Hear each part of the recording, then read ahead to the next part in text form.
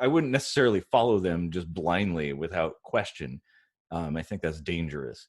But it's equally dangerous to ignore people who know what they're talking about, who are like, hey, look, you should probably do this. The government is making a shortage of toilet paper, and then they're gonna make us poop our pants. Like a politician or a celebrity or somebody doesn't actually have any power.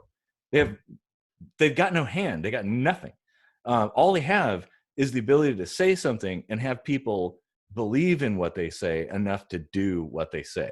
That's a good point. We won't talk about my superpowers. You have to ask permission from the very entity that you're protesting to protest it. I'd be less worried about that, though, than the fact that they're just keeping notes on what it is you're complaining about and who you are and where you live and who you associate with and what you look at on your computer and stuff. It's like, yeah. Like me, I'm the kind of person that somebody tells me to do something and I do the exact opposite. I'm like, fuck you.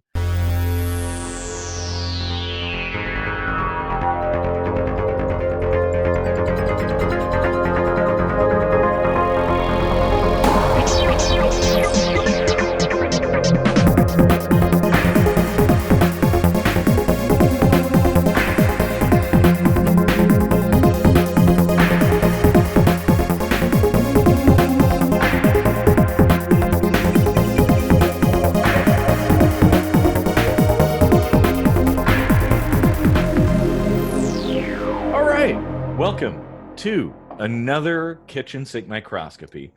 I'm Eric Rosenblatt, and we would really love it if you'd like and share this video, and if you want to subscribe to the channel, because that's what all the awesome people of planet Earth do. And you live on planet Earth, right?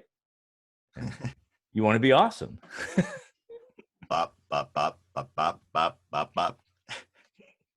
This is Casey Rochford.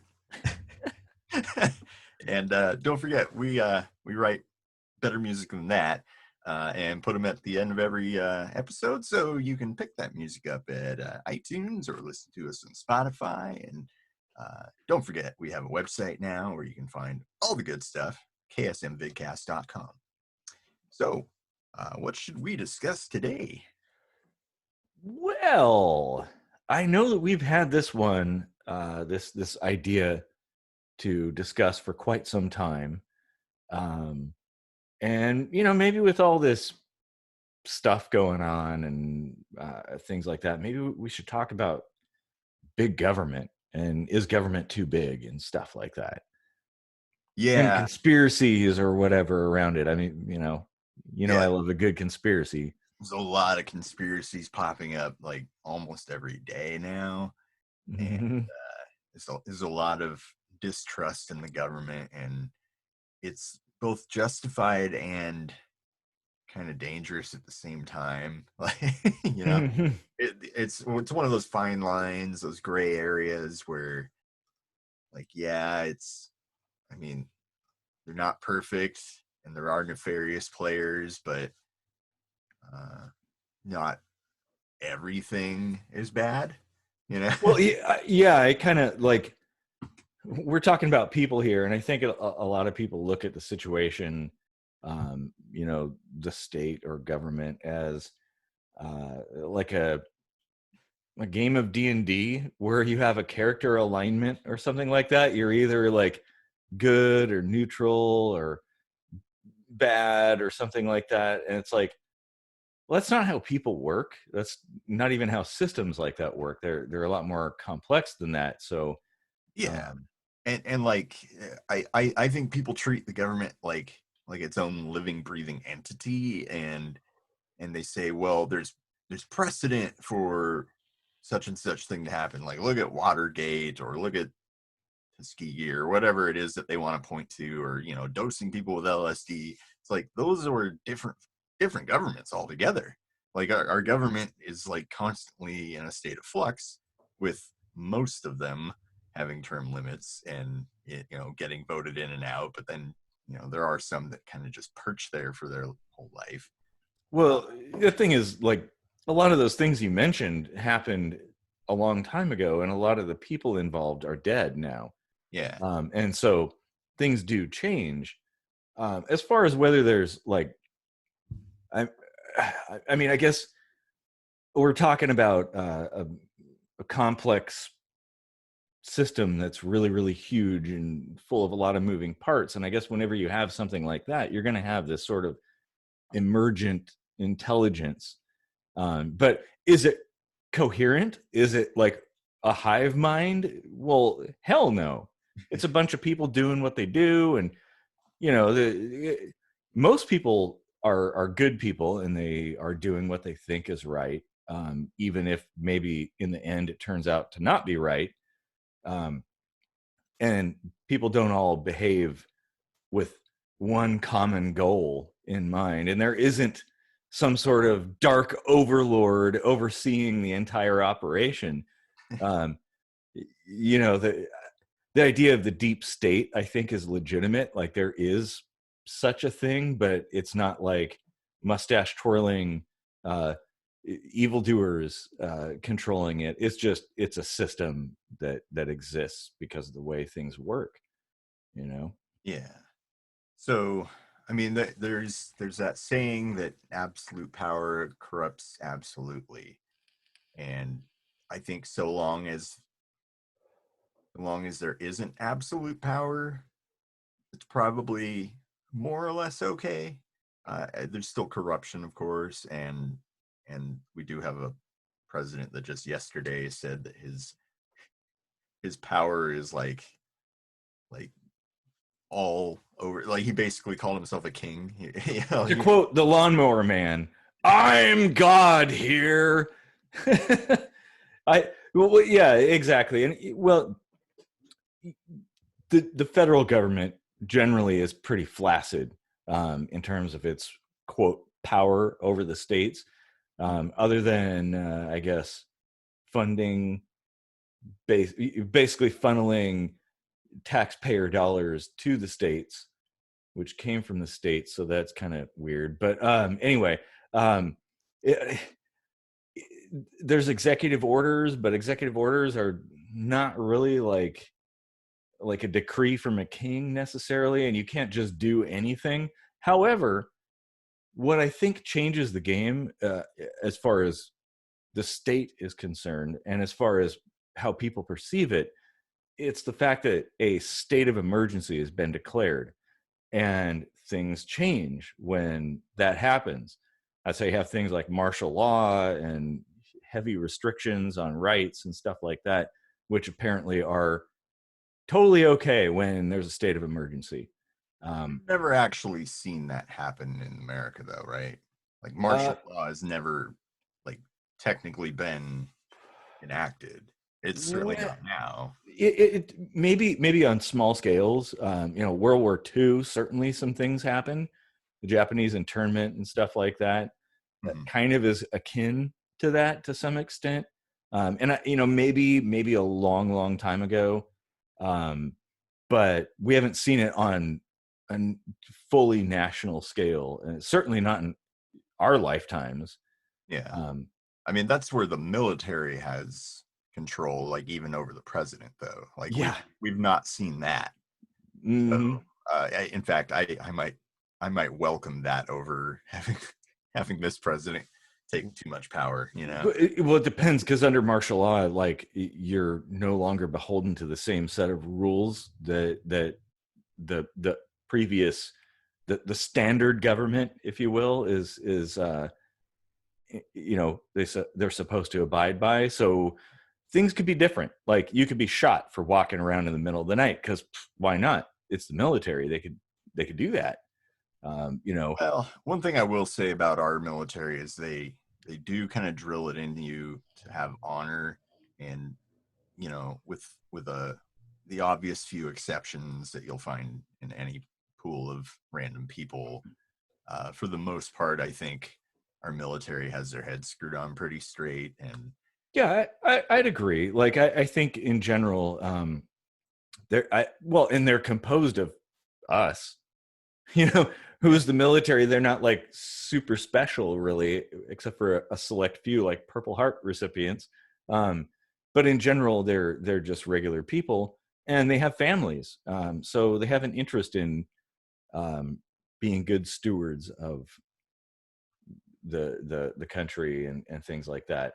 Yeah. But when things are different in a state of emergency, uh, they might behave differently, especially because of the whole chain of command and having to follow orders and things like that. Insubordination is seen as a really bad thing in the military. Yeah, that's an episode I want to do as well, is whether or not obedience is a virtue or a weakness. Blind obedience, I'd Yeah. add, like obedience. Well, if you are working in a factory and you have an expert that's telling you how to put this machine together, you should probably, or safety protocol or something, like, okay, that's good obedience. But just blind obedience, somebody tells you to go and you do it. Yeah, I'd say Yeah. that's a bad thing. Yeah, because I mean, like, I guess we're getting off topic, but As usual. Yeah, one quick thought is that rank really or experience, like journeyman versus apprentice or whatever, none of that like really says that you know it all, so it's like you could have an ensign that knows something that the captain doesn't. Well, It's yeah, exactly. It doesn't give you. It's not like an open door to boss somebody around just for the hell of it. yeah. And it's certainly, as the person at the lower tier, it's certainly not. It doesn't mean you have to obey just because a quote superior tells you. I think that's important in all systems, to question things. I mean, if you just obey blindly, the leaders, as they claim, you end up with the Nazis. Yeah. Look how that worked out. So I think it's good to question things. But yeah, okay, let's go back.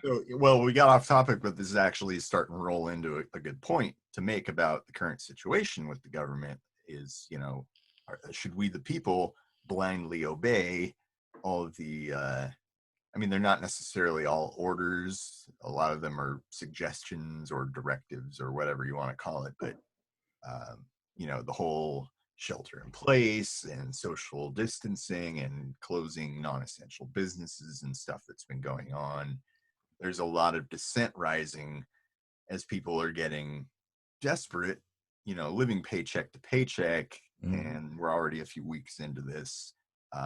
There's a lot of people who are really screwed right now, and that is a very real problem. Yeah. Well, I would say no, that you shouldn't just blindly obey the state because it is your proclaimed leader. I think it's wise, as an intelligent person, to listen to experts, and in a case of like this, a pandemic, medical professionals, things like that. Yeah, take heed to that. Yeah. But the people who are up there at the top, they don't know any better than you do. So I wouldn't necessarily follow them just blindly without question. I think that's dangerous. But it's equally dangerous to ignore people who know what they're talking about, who are like, hey, look, you should probably do this. And so, like in the case of the closures and all this stuff, and the shelter in place orders and stuff, people tend to look at it as an all or nothing kind of thing. And I think, well, the government doesn't necessarily have any other tools in their toolbox other than what they're already using. And so there's probably somewhere in between, like maybe businesses could be open, but do things differently. We don't necessarily have to close everything and stay in our houses 24/7. There's probably more intelligent ways to manage these things. Well, and I think people are in fact, I would say the more draconian your measures, the more pushback you're going to have, and the less effective it's really going to be in the long run. If you're just honest with people and are like, hey, this is what we got to do because here's the situation, I think people are going to be a lot more receptive to that, especially the people who are maybe independent-minded people who would be not very receptive to some kind of order to do something. Yeah. Like me, I'm the kind of person that somebody tells me to do something and I do the exact opposite. I'm like, fuck you. Well, and that's the kind of like, well, that's what's going on in Sweden right now. They're very laissez-faire about it. And, China was very much like, okay, let's just shut everything down for 3 weeks, and they're getting over it. They basically said nobody does anything, nobody goes out, there's a curfew, and people were like, okay, this we get it, and Yeah. and they're getting better. And then in Sweden is like, well, we'll tell you you should social distance, but we're not going to tell you what to do. And then people just go and do whatever they want to do because they still see that as being told what to do, and they just rise up against it or whatever. And their numbers are like drastically increasing compared to other countries, including our own. There's like 10%. It's crazy number. Like half of their cases came from Stockholm alone. So Huh. that's just showing you like how much social distancing is not going on, because most of the rest of the country is like already socially distanced just by Well, here's the thing: we don't need like legislators and stuff. We need what's his name, Edward Bernays, the guy that convinced everybody to smoke for feminism, and that fluoridation was like completely awesome. And what else? Bacon for breakfast is a good thing. Like, he is the ultimate salesperson. That's what we need, because you just have to basically sell it correctly. And I think just simply coming out there at a press conference and uh, in monotone stating what's going on isn't going to do it. Yeah, but the entire onus can't be on the federal government, like especially if you don't want them to be too big. Like, we have to take responsibility for ourselves and Oh, ask the right questions. Like, I totally agree. Yeah. there's And two different ways to ask questions about this whole situation. There's the people that are like, I don't know what's going on, something's fishy. And then there's people being like, I don't understand what's going on, can someone explain it to me? Like, those are very different reactions, and well, they get treated differently. and you can think that internally. You can maybe think, hey, something's kind of weird. But if you're interested in the truth and not just reinforcing your suspicions, you should ask the right questions. And I think that's where education is really important. Like, but of course, you can't retroactively change that currently. Yeah. But to me, this is a lesson for a lot of things, like why prepping is a good idea and why education is important. But again, it's a little bit of a divergence from what we're talking about. Yeah. But the thing is, you can be lackadaisical, like you're talking about Sweden being a little kind of cavalier about things. And then you've got China, where they kind of crack down and they imprison people in their own homes. I heard stories of like welding doors shut and stuff like that. Okay, somewhere there's a happy medium where you can be effective without being completely dismissive, or without being like taking a sledgehammer to people's skulls. And Well, I think here in America, we've found the happy medium in certain states. Like I here, agree. here in Washington, we've actually done really well. We have pretty level-headed people that kind of understand some basic levels of science, and those who don't have enough wherewithal to put faith in the experts. Or they have friends that are like, hey, let me explain it to you. Yeah. So like we got pretty lucky. Like, we were the epicenter. We got hit first. We got hit really hard, and then New York started getting it from Europe, and we were already kind of like ahead of the game by that time. So, but then you've got like, what was it, Alabama or Georgia or Mississippi, or maybe all three of those were like just last week or something, are like, all right, well, let's start social distancing, and there's people dying left and right now. Well, I mean, to be fair, there are a little bit. Well, there's a few large cities in some of those states, but they're a little more sparse than, say, like the I-5 corridor in Washington is. So we have a lot more to lose a lot faster.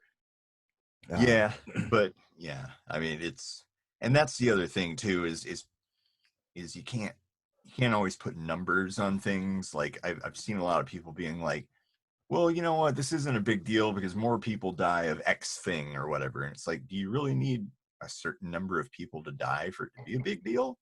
Like, well, and that's a good point. Now, granted, the things that kill more people, we don't shut down everything because of. We don't say, oh my God, there's like 600,000 heart attacks that heart kill attacks people. aren't like viruses. They can't be spread to other people that don't have heart disease. No, we don't say, hey, you got to shut down all the fast food restaurants and start exercising, God damn it. We don't do that. So I can kind of see like a little bit of both sides of those arguments, which is why I say, like, I think the proper response is somewhere in the middle. That's also because that's a personal choice. This isn't a personal choice, just like the whole vaccine argument. That's not just your health. That's not just your body. If you choose, if your decision is to not be a hermit, then you have a social responsibility to other people. I mean, I see it as like, if you're negligent in, like, if you're like, well, I know I have COVID-19, but I don't see that many people, or I'll just hold my breath near them or whatever, and you just go out anyway and you're spreading it around, and like, I see that as kind of like almost like a tertiary, somewhat unintended manslaughter attempt. I agree, and from the anarchist standpoint, you don't initiate force, and that kind of thing is akin to that. Like, you're putting other people at risk voluntarily, and that is wrong. Yeah. So I agree on that regard. Now, we're kind of sort of veering into talking. This is a COVID-19 episode, but these things are kind of connected, as a lot of what we talk about is. Yeah. Well, that's where a lot of the conspiracies are cropping up from, like, to get away from more of the virus and into more of the conspiracy side of thing. There's people, have you heard of this one about the 5G, where they think the virus is being spread on the waves of 5G? Yeah, I've heard that, and I haven't even bothered to like do a video on that. You could basically have taken an engineering class in middle school and know that that's bullshit. That's and people are talking about 5G being used for brain or mind control and causing cancer, and I mean, there's people that think that the new wireless power meters cause cancer and crazy stuff. Yeah. But they're the squeaky wheel. They're the ones that are the loudest and get the most attention. I don't think that most people think that. Yeah, that stuff goes all the way back to like cordless phones, Yeah. Oh, yeah, exactly. Like those cordless phones, they're going to give you brain cancer and stuff. Yeah. Well, I know a guy who had one of those 900 megahertz cordless phones, and they got brain cancer and died. Like, so therefore, those phones cause cancer. It's only obvious. Like, okay, well, it doesn't work like that. Yeah, and meanwhile, they're like, talking on their 1980s cordless phone with it like way out here, and then they're like putting their microwave dinner in this little box with like a brick of cadmium or whatever. And yeah, like a 5-watt system that they're like scared of, but then there's like a 1,500-watt system that they're like perfectly okay with. Oh yeah, no big deal. Like, okay, so your cell phone doesn't produce ionizing radiation, but your microwave does. Like, that's the thing. And I could go on and on and on about the whole radiation thing. Like, people are scared of radiation and stuff like that, and how it's really not that big of a deal. Even nuclear power, and even like a nuclear war is actually less of a deal than people think it is. But that's its own complete Hey, different people, episode. I've had 12 grays of radiation and I'm still sitting here. That's lethal doses. Mm-hmm. I'm still Now alive. you did go through some shit, but you came out the other side, and that's a good point. We won't talk about my superpowers. It's all you can do is grow your fingernails and scratch people. A Family Guy reference there. Yeah, so well, let's go back into the government, size of government or whatever kind of thing. Well, what do you think about? Do you think the government would put anything into mind control if such a thing were even possible? Oh, MK Ultra. I mean, we're talking. You talk about the government, but it's kind of a disparate collection of agencies and stuff. Kind of, it's not like, again, it's not a hive mind, is like evil overlord, but different agencies, especially military ones, have experimented. You've got the CIA that's done stuff. I think MK Ultra is tied to the CIA. There's a whole bunch of weird, freaky things. The InQtel funds, which is like a shadow company for the CIA that funds research projects, and they are interested in that stuff. And I know they've looked into it. And both the U.S. and the Soviet Union in the 80s experimented with mind control and remote viewing and all kinds of woo stuff, because why not? Like, if it works, like, wouldn't that be cool? What a weapon that would be. But they basically came out the other side like with nothing. That I mean, there is like rudimentary mind control, like brainwashing, like getting people to think that, fake news is something that you can just say about whatever you don't like hearing, that sort of thing. But yeah I don't know that it's necessarily something that you can like implant a directive or, actually like sit there on a computer and control every move or yeah every what thought. what's that movie about the guy that, like, it was like a code word that would like trigger him to go and kill the president or something? I'm so bad with names, I don't remember, but that was like an actual thing that was studied, but it doesn't actually work because you can't be that specific in mind control. It's more like basically the things that work are screwing you up in your head so you go nuts, or making you poop your pants or something like that from some kind of like energy weapon kind of thing. Like that's about as good as he could do. You can't like get people to do complex tasks No way. programmatically. The government is making a shortage of toilet paper and then they're going to make us poop our pants. That's a good one, actually. You should throw that out there and see if it sticks. That'd be nice. Oh man. Yeah. Oh God. Oh. Oh. Uh, Mm. well, and then the other one I heard was this wasn't even the government necessarily, but it would venture into that territory eventually. But they're thinking that Bill Gates wants to track everyone with vaccines and like tattoos and stuff. Well, of course he wants to track everyone, but he's not going to do it with vaccines and tattoos. Yeah. Um, I mean, where that comes from is like in third world countries where he's doing a lot of vaccine work. Like it's not even about here. Um, yeah. uh, he wants to do that just as kind of like a record keeping measure with like a invisible tattoo that you can like pass a UV light over or something. It just basically says, "Oh, you've already got the vaccine. You don't need to get it again or whatever."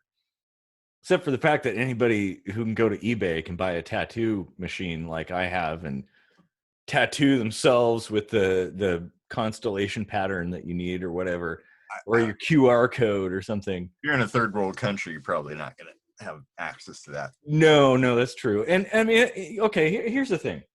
Here's how I feel, and this does tie into the government thing as well. um, Information gathering is very important, like in science and engineering or any such field. It's very important to have data and know stuff, because that's that's how you solve problems and make things better. um, but I think people are worried about the government having information on them, specific information about them as a person, because of the potential for abuse. And it's happened in the past, and that's why people are hesitant to register their firearms or something like that, because registration equals confiscation. And when it's one thing when it's just some rifle that you own, but it's a different thing when it's your body. So I and but again, it's like you got to have the information, um, because it's valuable. I mean, especially in medical things like this, like we need to know stuff. We need to know who's where and what's happening and things like that. Yeah. But it could very easily be abused, and they're not going to just Sure, but do away with their records. That's the problem. It's like, this is not a temporary thing. You're not just collecting information, you're chucking it in the bin when you're done with it. This will be forever recorded in the annals of government history. So if in the future something changes, I think people are somewhat justifiably worried about it being used against them. um, yeah. it's just my Well, thought. I mean, yeah, just because something could happen doesn't speak any volumes towards the probability of it happening. No, that's true. Yeah. And there's people kind of wondering, like, oh, if we started getting barcoded for vaccines, would that keep us from getting gym memberships or being able to like go certain places? And it's like, well, I mean, if it did, um, maybe you should just get the vaccine. But like, it's probably not going to come to that, because I mean, that could have happened already with driver's licenses. Oh, you're not an organ donor? Well, if you're not really in the pool of giving, well, we probably shouldn't let you have an organ if you need it. They could have done that because they've got a huge database of who's an organ donor and who's not. Or all the other random stuff that happens, like giving birth or something, like all kinds of sneaky things. In fact, I have a movie idea based around that, but talk about that later. um yeah, that's true. There's actually a multitude of ways, if somebody wanted to do that they could. Now we haven't, I guess, to play the devil's advocate in this regard, we haven't had this kind of information collected this deeply in the past. So maybe it'll be used, like, it's a tantalizing tool to a nefarious person. Like, somebody who wants to do harm could use this tool. So to say that it hasn't happened in the past, well, it hasn't existed in the past. So if we allow it to exist, would it be something that would then be abused by bad actors in the future? And I think people are to like a lot of, it's kind of a fuzzy logic thing. Like, I have mixed feelings about it. And I could definitely see both sides of the argument. um You can you know I, already basically find anyone, like even like not even government. You can almost find anyone based on DNA. that's You know, true. like there's an ever growing database with public access of DNA, which is, you can basically see how closely related someone is to someone else. Hmm. And um and and certainly the government and law enforcement do have access to DNA databases and stuff. Like, Yeah.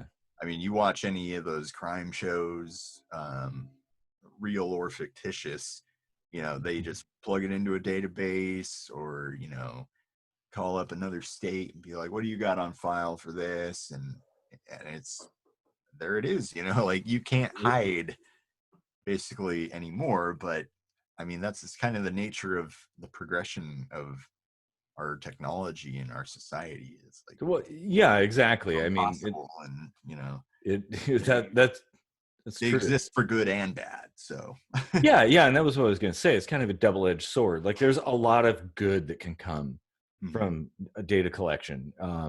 There's so many. I know a lot of people who are like, "Oh, I don't want Amazon to have all my personal data, but I'd be totally happy if the state had it."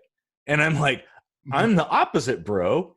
Like, I'm, Amazon just wants to sell me stuff, and if I don't want it, I can just click the X button.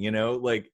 But if the state, they have a monopoly on the initiation of force, like, they could do a lot more harm than Amazon. But Well, it's a personal thing. that's another good point we should talk about is the government and their use of force. Mm-hmm. Are they too big for us to rise up and topple? No, Because no. that's a thing that we need to keep in check. Well, and actually, I completely agree. Like, however you feel about things, not letting things get out of hand to the point where you can't, as a citizenry, manage it, I think is very, very dangerous.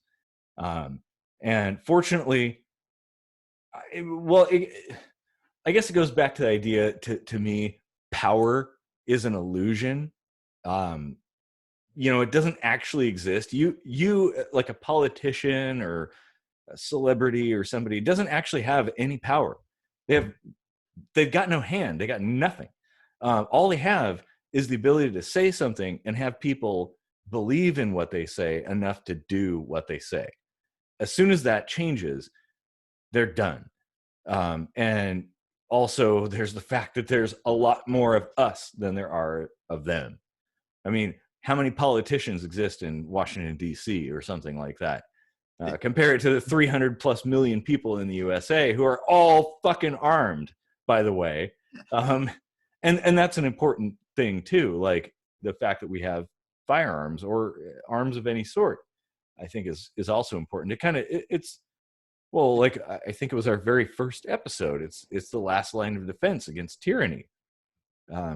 They do have a pretty good grasp of that rudimentary mind control, though. They get us thinking that there's pretty much no chance of, they get us thinking that they've got things under control, first off. Yeah. But if there's any like hint of dissent, there's enough subtleties there to make you think that it's impossible.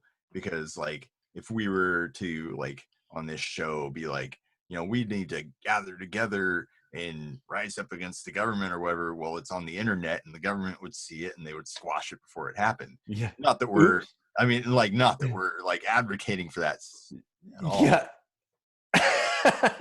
Yeah, exactly. Like, don't say too much. But no, yeah, exactly. That's a hypothetical. That's a good point. And I'd have to say, because it's been proposed by, well, particularly politicians, like, well, you don't need the Second Amendment because it's useless. Like, you can't take an AR-15 and fight yourself against an Abrams tank or something, or an AH-64 helicopter. Like, you got no chance. Well, okay, fine, I'll give you that. But all you have to do is look to the Soviet Union in Afghanistan, and they got squished, or the USA in Vietnam. Vastly superior technology, but we had no chance there against a bunch of people with bamboo sticks and old broken AKs. I'll give you that. That strategy is much better than brute strength. But like I mentioned somewhat facetiously, it's actually a very real thing that it's almost impossible for us to strategize without the government knowing about it. You're right. Yeah, that's true. You pretty much have to use actual secure communications mediums. And sorry to break it to everybody out there, but most of the encryption that was developed by the government in some fashion or another. So you can't really trust it, at least as far as the government's concerned. Now, of course, I'll just throw this out there to anybody who might be interested. SneakerNet is the best way to communicate, and a one-time pad is uncrackable, even, well, currently by a quantum computer. So there you go. There's your bone. Um, um, but yeah, that's a good point. That you can't even communicate an idea over our communications channels. There's the whole echelon thing. Like if you talk on the phone and you mention certain phrases, bing, it lights up a light somewhere and people start listening and that kind of thing. And of course, it's not officially recognized, but I'm pretty sure it exists. The black budget was awfully huge, especially during the Cold War. So intercepting communiques, I think, is child's play to those systems. Yeah. So yeah, that's a good point. That Yeah. even organizing, and even if you demonstrate, like, here's the thing: it's a constitutional thing to be able to protest. Yet you have to get a permit to protest. How does that fucking make any sense? You have to ask permission from the very entity that you're protesting to protest it. I think if nothing else should go in the dictionary as bullshit, that should be it. Well, they do say petition the government for a redress of grievances. So that does kind of translate to ask for a permit to tell them you're pissed off at them.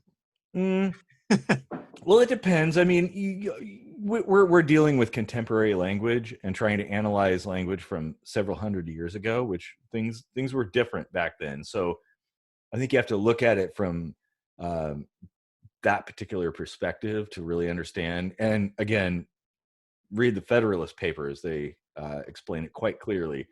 But yeah, I just there is kind of I do kind of see a little bit of a problem where you have to ask permission to complain to the organization. Basically, you have to ask permission from the organization you're complaining about to even complain in the first place. I'd be less worried about that, though, than the fact that they're just keeping notes on what it is you're complaining about and who you are and where you live and who you associate with and what you look at on your computer and stuff. It's like all that they're basically just keeping as kind of like a blackmail box to use against you if you even show like the smallest hint of like pushing back a little bit. And now I'm sounding like one of the conspiracy theorists, but like well, it does kind of lean into like the Red Scare and McCarthyism kind of stuff. Yeah, I mean, this is stuff that they actually do, though. Like if you watch any one of those crime shows or whatever, it's like you constantly see about how they have this database of like, oh, well, this person has been seen on such and such website, and this is in their search histories, and blah blah blah. And it's like, okay, and you're basically using this to formulate an opinion of them before you have any actual evidence. So, well, yeah, and not only that, but people say, "Well, I don't have anything to hide." And I'm going to do a minute microscopy about that actually sometime. But the gist of it is, you might not have anything to hide now, but what happens when opinions change and suddenly what you thought or did is now looked down upon, or maybe a criminal act or something, right? Like now they have ammunition on you. And so I could, there's definitely something to be concerned about with organizations like that, having that information. Again, it's like Amazon, if they have that information, all they can do is give me ads to try to sell me shoes or AK magazines or something like that. But with the government, they can come with guys with guns, forcefully put me in a cage indefinitely, maybe even out of the country in Guantanamo or something like that, just because I have an opinion. And I do kind of, I mean, that isn't conspiracy. That's like a real concern, I think. And, you got to think too. Um, yes, maybe now it's not a big deal, but imagine your worst enemy at the helm. Like, somebody actually bad. Okay, transplant Hitler and make him the president of the US. I know people are like, oh, Trump is literally Hitler. Okay, he's not. But let's say actual Hitler was president of the US. Um, would your opinion change? Would you totally be okay with them having all the information on you? Because being a Jew was a problem. Um, you know, and so I think people are rightfully concerned about that kind of thing. That better to be safe than sorry, I guess. One thing I will say about the Trump Hitler comparison is Hitler was working his way up. He was like chancellor during the World War I era and stuff, and he didn't really become like a big problem, or maybe it's shortly after the World War I era. I'm not 100% sure of the timeline in German history, but um, all I'm trying to say is like there are some parallels in in reasoning between the two people, and it's still early on in his presidency potentially. So, Well, yeah, you could find parallels in anything, though. That's the thing. If you just yeah. look hard enough. I mean, the point is like they don't need to end up being the same person to both be really bad players. No, you're right. And really, the thing is, I think the problem isn't the person; it's the position and what it can do. Yeah. I look at it from my personal perspective, and I'm like, okay, yeah, you're afraid about this person, but why would you even want a system that has the potential to turn into that? Why would you even allow that kind of thing to fester and grow into what it is, the behemoth that it is today? Yeah. Just you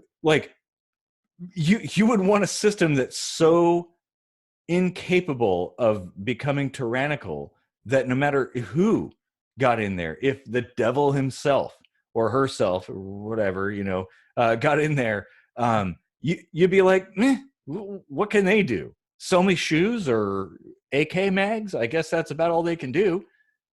That's what I want. That's the kind of system I look for. And that's the thing. Like, yeah, okay, you want a bunch of things from the government, but everything that you ask brings a new portal for some sort of evildoer to come in and do something bad, because that's widening the gap in the door. That's more feet in the door. That's like, more power they have, the more things they have control of. Do you want that? I mean, because yeah, okay, candy tastes sweet, but when it's full of poison, you're going to start regretting that. So yeah, I mean, I'm trying to bring it back to the government thing. Yeah. But Well, yeah. I mean, if I'm a big proponent of just starting over, yeah, because I completely agree. Yeah. I mean it would be really difficult and stuff, but I I really don't think that the Constitution is a living document, or not living enough. I don't Well, think it's changing with the times mhm. nearly as much as it should. I mean, we hardly ever see any changes to it, and the ones that we have are kind of, I mean, like either common sense or just completely weird, like the prohibition thing. Yeah. And Like then unprohibition. yeah, Well, and I agree. And, it's hard. And we've discussed this before, that it's difficult in a country this vast with this diversity of thought and culture to have a one size fits all solution. And so I think you're right. Well, like a reset would be good. In fact, the founding fathers, people are like, my founding fathers. Yeah. They talked about that. Like Yeah. history, you got to reset from time to time. Like sometimes you just throw it all out and you start from the beginning again, and you look at what worked and what didn't, and you reassemble it in a way that makes more sense. I mean, to me, a living constitution that works for the people would be something that each amendment needs to be re-upped every year, like by a popular vote. You know, everyone basically in the country has to say, do we need to keep the whole amendment on keeping soldiers from sleeping in our beds or whatever? Yeah, the Third Amendment, like no one talks about. Yeah, the soldiers quartered in your house. That's a good point. Okay, so you got your representatives who formulate these and then enact them in, and then you test them out scientifically. And the next year or cycle or whatever, the general public looks at it and is like, did this work? Yay or no? Yeah. The You know, representatives should be there to like sell it to us. Like, hey, what do you think this is working? Like, what do you see in your broad view? yeah. And then we formulate our opinions on what we see from our micro view compared with that macro view. And, that to me is what a living document would be. Well, and What we have is the fucking Bible of America. well, and I guess looking at it from my perspective, I think that's a lot more in tune with the concept of self-governance than it is today. Like basically you have these untouchable political figures that draft legislation, and it's the Bible. It's like the word of God, and it's set in stone. Like, Yeah. why, how does that make any sense? Who are these assholes anyway? Like, I didn't vote for you. Like, yeah. Oh man. Yeah, Yeah. if things were done that way, I think it would just be a lot better. Like it would require a lot more involvement from everyone. Like the common person would have to like really get their feet wet in, you know, political stuff. Well, and they should, because, well, I I mean, we're all in this together, right?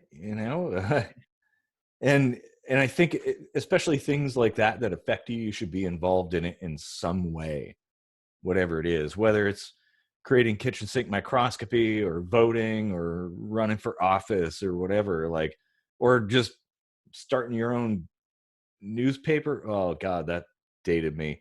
A podcast. Um, yeah.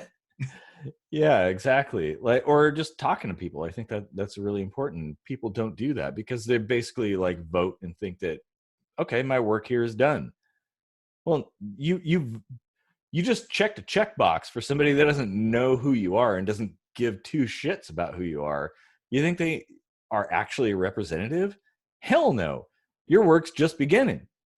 Yep. Oh, okay, I feel myself like gearing up for a rant. But no, Well, maybe we should wrap it up here and just have people keep the conversation going on the YouTube comments or on ksmvidcast.com because you can comment there now. Yeah. Oh, definitely. Just real quick, like I had this thought that came to me while we were talking. So you know how like if you do something bad, right? You steal something or kill somebody or whatever, you do something wrong, you're punished, right? Mhm. What happens when government does something wrong? Like you mentioned Tuskegee. What happens to the government? Do they get punished? It should. Just a little food for thought on the way out that yeah, I think there's a double standard there. Yeah. Well, kind of erodes the legitimacy of the system, but well, maybe it's time for a reboot. yeah. Uh, Wars should be fought by the politicians, I think. So. uh, need to get their hands dirty. Yeah, exactly. So if you have thoughts on that, or just a few tidbits on how you think the world would operate much better, definitely check us out at ksmvidcast.com. Yeah, keep the conversation going, like throw us your ideas. What do you think? Like about anything we've said? Do you have better ideas? Conversation is how you arrive at that, I think. Not through congressional hearings. Right. Exactly. So stick around for the song on the way out, and it's going to be a good one. Thank you for deep sink diving. All right. Have a good night, everybody.